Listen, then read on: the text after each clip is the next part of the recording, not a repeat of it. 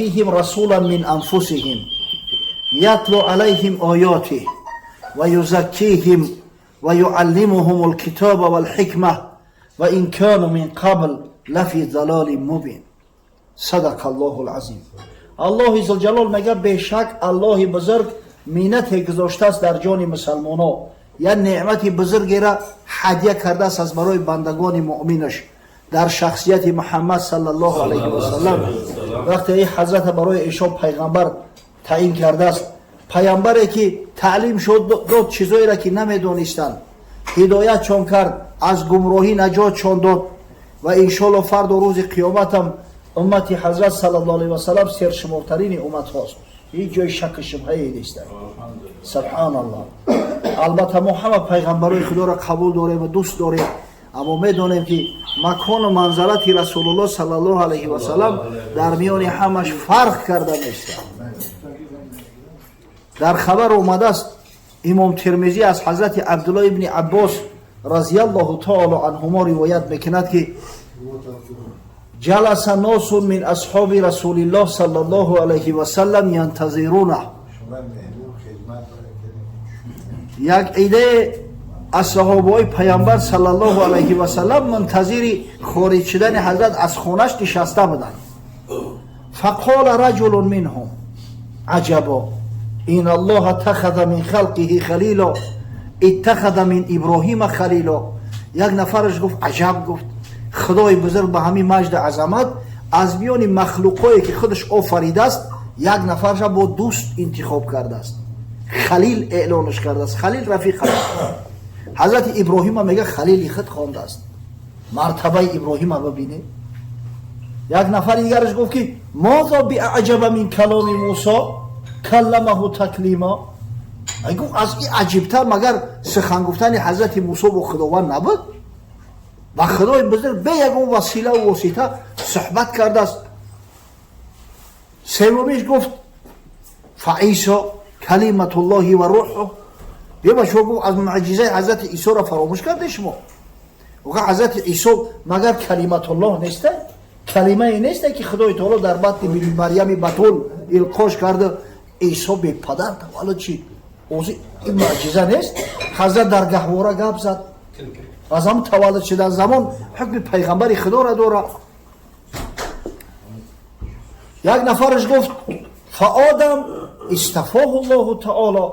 هم مردم گفت حضرت آدم فراموش نکنه عیسی علیه السلام مادر داشت، اما آدم علیه السلام مادر هم نداره. خداوند از یک قبضه خاکی که ایروی زمین گرفته شده بود خلقش کرد، در بدنش روح دمید، ملائکه های نازنینش امر کرد در پیشش سجده کردن. این درجه و منزلت آدم رو ببینه.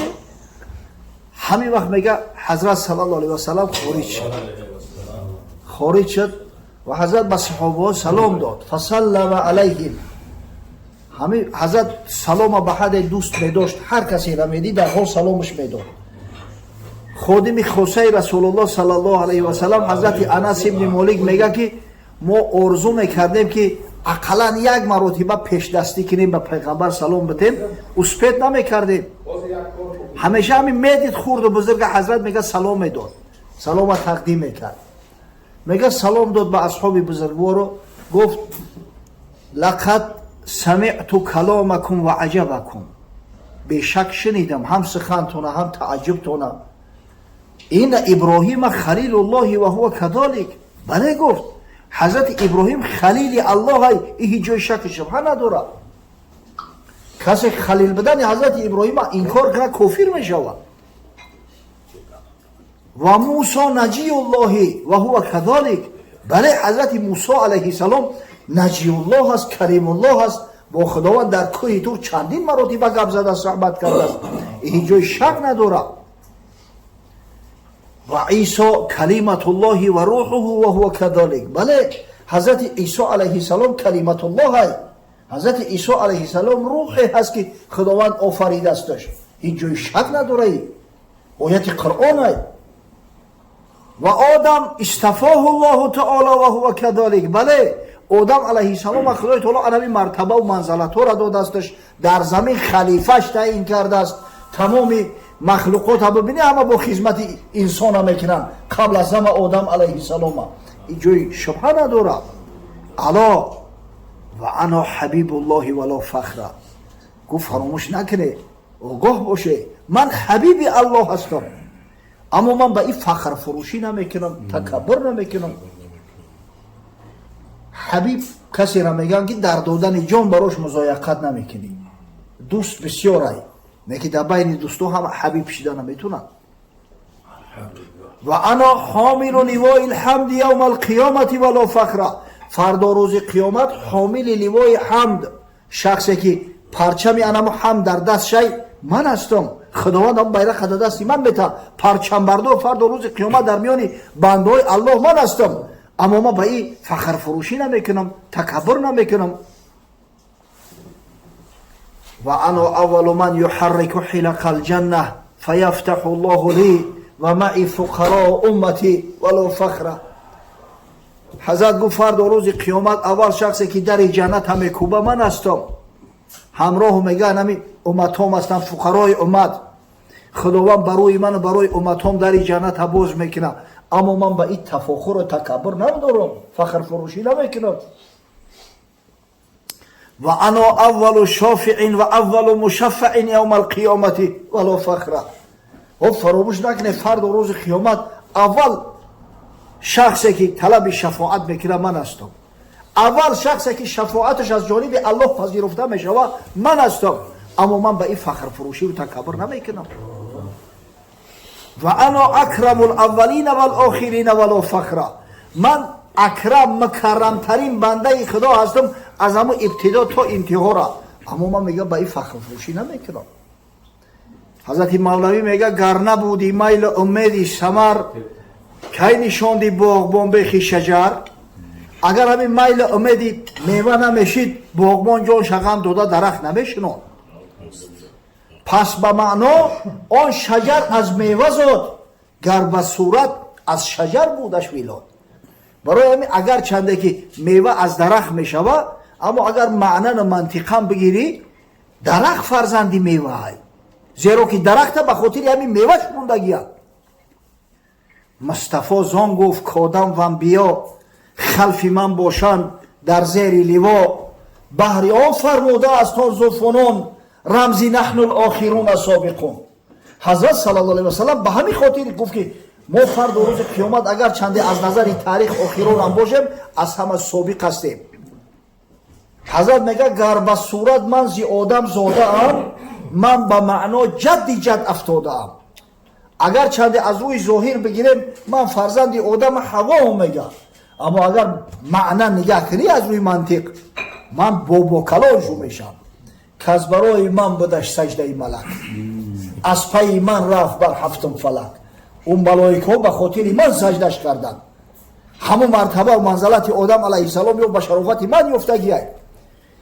در سنن امام ترمذی اومده است از حضرت سوال کردن که یا رسول الله متى وجبت لك النبوه، ای حبیب خدا همین پیغمبری از کی باز بر تو واجب شده است؟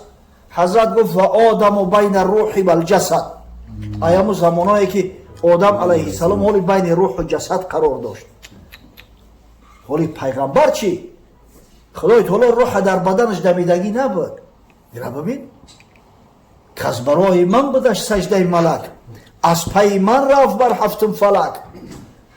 پس من زایی در معنا شجر، پس من زایی در معنا پدر، پس میوه زاد در معنا شجر. اما ما مسلمان ها میسازه که افتخار کنیم، مورد افتخار هم است. خدا را شکر میکنیم، افتخار میکنیم که پروردگار بزرگ امتهای حبیبش محمد صلی الله علیه و سلم ما را قرار داده است، پیغمبری که فردا روز قیامت طلب شفاعت ما را میکنه. واقعا اطراف همین شفاعت حضرت همین قدر افسانه میگن من حیران میشم به بعضی همین واعظا و به بعضی همین گوینده ها که چی لازم است این قدر واهمه و این قدر دروغ و به پیغمبر خدا صلی الله علیه و سلم دروغ نسبت دادن، در صورتی که در احادیث صحیحه اومده است روایت شفاعت حضرت، روایت امتی گفتنش چی لازم است به همین دروغ بسیار؟ حدیث متفقا علیه است. پیغمبر خدا صلی الله علیه و سلم قصه میکند که وقتی همه پیغمبرها عاجز میشوند از طلب شفاعت نزد پروردگار و میگن مردم نزد من میآیند، میگن یا محمد صلی الله علیه و سلم تمام مردم، فقط مؤمنان نه، تمام بنی بشر، اینجا یهود هم داخلند، نصارا هم داخلند، همه و همه دلیگاسیشون از حضرت میآید که یا محمد صلی الله علیه و سلم انت حبیب الله، ما میدونیم که تو حبیب اللهی، اشفع لنا الی ربک، طلب شفاعت ما را از پروردگارت بکن. الم ترا ما نحن فی، آیا نمیبینی که ما در چه حالت قرار داریم؟ این حال هزاری ما را نمیبینی یا رسول الله؟ به حال ما رحم کن. به حضرت میگه از جون خستم، نزد همه پیغمبرها اومدن، پیغمبرای اولوالعزم، پیغمبرای بزرگ، مردم هر کدامش میگفت نفسی نفسی نفسی، وای بر من وای بر من وای بر من. ولی من مشغول همه سوال جواب خودم با پروردگار هستم، از دستمون نمیآید. خداوند بسیار خشمناکه، ما جرأت نمیکنیم. اما حضرت میگه که من خواهیم شدم زیر عرش پروردگار میرم، میگه سر در سجده الله میگذارم، خداوند با صفاتهای وصف مدح میکنم که تا همون زمان کسی نکرده است نگفته است. همین وقت میگه ندای ملکوتی میشود، ندای پروردگار میشود. یا حبیبی یا محمد صلی الله علیه و سلم ارفع رأسک، ای حبیبی من، ای محمد صلی الله علیه و سلم سر بردار، امروز روزی سربلندی و سعادتی تو، دیگه وقتی سر خم کردنت نیست. بردار، سل تعطى و اشفع تشفع، هر چیز طلب کنی میتونی. من تو وعدت کردم ولسوف یعطیک ربک فترضی، البته در روز قیامت روز میآید حتما که خداوند تو را خشنود و راضی میگردونه، تو مهمان من هستی، مهمان فخریم هستی، سر بردار طلب کن هر چیزی میخوایی. و اشفع تشفع، طلب شفاعت کن، شفاعتی تو هرگز رد کرده نمیشود. این بعد اون که شفاعت ازمای حضرت در حق تمام مردم قبول شده است، این دعوت خاصه خداوند است، از پیغمبر طلب کرد که یگون خواهش خاصه بکن. این را ببین، حضرت میگه فارفع رأسی فاقول امتی یا ربی، امتی یا ربی. همیشه میگه سر نامه بردارم از سجده، میگه پروردگارا طلب شفاعت امت ما است میکنم، طلب شفاعت امت ما است میکنم. و میگه حضرت خداوند بشارت داد، گفت حبیبی من، از همه 8 در جنت یک درش خاص از برای امتای تو است، از این در غیر امتی تو کسی نمیدروید. تصور کنه که غیر امتی رسول الله صلی الله علیه و سلم در این تاریخ چقدر امتها اومدن. با روایت بگذار ضعف هم که داشته باشه 124,000 پیغمبر به دست، هر کدام او قوم داشتن.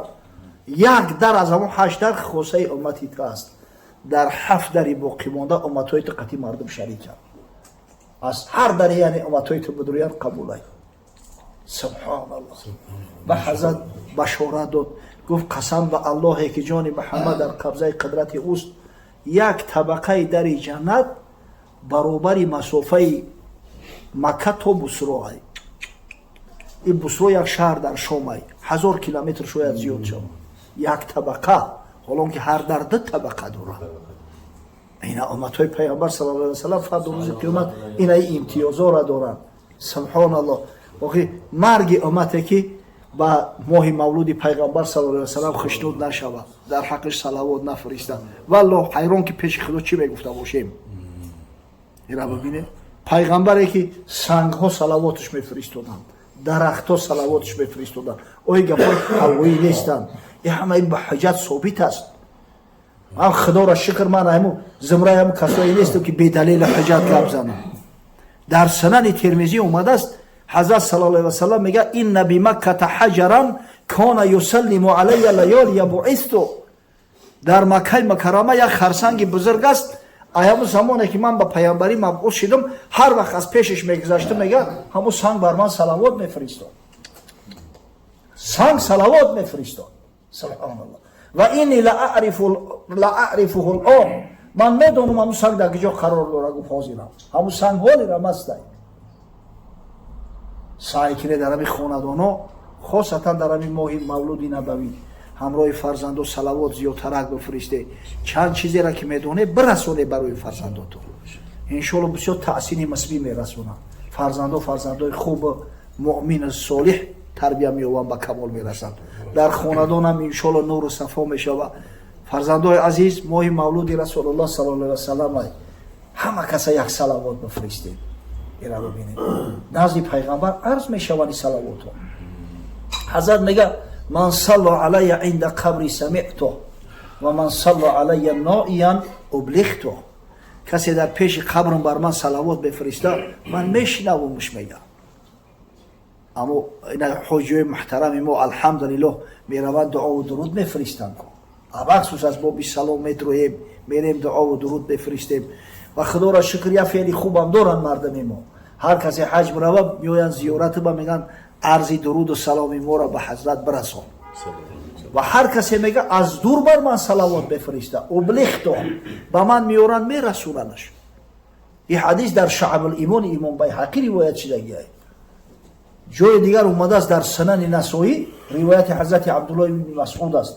میگه پیغمبر صلی الله علیه و سلم بشارت داد گفت ان لله ملائکه سیاحین فی الارض یبلغون من امتی سلام. بیشک خدا را ملائکه هایی هست که در روی زمین سیاحت میکنن و هر درود و سلامی که امت ها میرسونن درود میگن برای من میارن میرسونن. اینا انشالله ما صلوات گفته استیم یاد و ذکر پیغمبر صلی الله علیه و سلم کرده استیم. خبر همه بران که در یک موضع حجوی محترم جمع شدیند به خاطر ماه مولود رسول الله صلی الله علیه و سلم صفات دارند صلوات فرستادند. انشالله روح حضرت خرسند و خشنود نشود به شک شبهه. پروردگار بزرگ ماه ولادت با سعادت جناب سرور عالم صلی الله علیه و سلم برای یک و یکی ما، برای خانواده‌مان، برای تمام مسلمانای دنیا مبارک بگردونه و خداوند غیرت همت ما بده که سعی کنیم که سنت‌های پیامبر را رعایت کنیم، اجرا کنیم، تاج سرمان بگذاریم. قسم به الله یک افتخار است. باز میگم همین مسلمان بودن یک افتخار است. هم عملی دشوار و مشکل است، هم یک افتخاری به نهایت بزرگ است. شخص افتخار میکنه که ما از امتهای محمد صلی الله علیه و سلم است. و خدای بزرگ جمع شما را هرگز متفرق نگردونه. پروردگار جمعی مراد و مقصوداتون حاصل بسازد. پروردگار بزرگ ارواح گذشته‌مون را رحمت و مغفرت کنه. خداوند متعال با بیماران و شفای کامل و عاجل عنایت فرماید. خداوند بزرگ برادرای راهداری مونه، خاصتا حاجیای محترمی را که در هر منطقه و مکان قرار دارند. اینا بابای حاجی جمشید قصه کردن روز دیدیمش در امریکا است. بابای حاجی اندلیب در روسیه بوده است. دکتر خدا نگهش بداره در ازبکستان بوده است. برادرها هر جا در هر موضع و هر جایی هستند. خداوند در حفظ امانش نگهشون بداره و با سالم سربلند تن صحت به دیار بر بگردونه. خداوند بعد میگم به خدا باور داری؟ میگه البته باور دارم. میگن همه هستی پروردگار تو چخیل اثبات میکنی، چخیل دکزد که اون نه مکتب دیده است نه کتاب خونده است هیچی. یا عربی های عربی بدوی همین شتر و گوسپند میچرونده است میگشت است. بعد کاش گفت که البعرة تدول على البعير، البعرة تدول على البعير و اثر الاقدام على المسير. همین بعره اونمو نجاست شتر هم میگن، سرگین شتر هم. در جای اگر هم بعره را دیدی سرگین شتر میفهمی که هم تا شتر گذشتگی هست. همین دلالت به شتر میکنه. و اثر الاقدام على المسير، هر که جو پای قدم دیدی میفهمی که همینجا رهگذر های مردم راه میگردم که پای قدم شوندگی های. افالسماء ذات الابراج، افالسماء ذات الابراج والارض ذات الفجاج لا تدلان علی لطیف الخبیر. پس این آسمانه که به یگان ستون استاده است با این بزرگی و با این کلانی، این زمین با این پهناوریش با این نعمتایی که در بالاش هست، آیا همه خودشون دلالت نمیکنه بر لطیف خبیر، با پروردگاری که خلق کننده و آفریننده همه های. سبحان الله. همین آدم گوینده را همی ای فروور دیگه میفهمی که همی گپ زنه یوخی نور و صفای خیش رو نازل فرما. او برادری را که سبب گرد آمدن حاجیان در اینجا گشته است خداوند از جمیع بلا و گزنده حفظ کن. خیرات و احسانات چه به درگاه بنیازت قبول فرما. در نامه اعمالش ثبت بگردان. خداوند در خاندانش، در کسب و کارش، در عمر جانش، در کسب و کار و عمر جان مهمانانش برکات نصیب بگردان. رحمتی که یا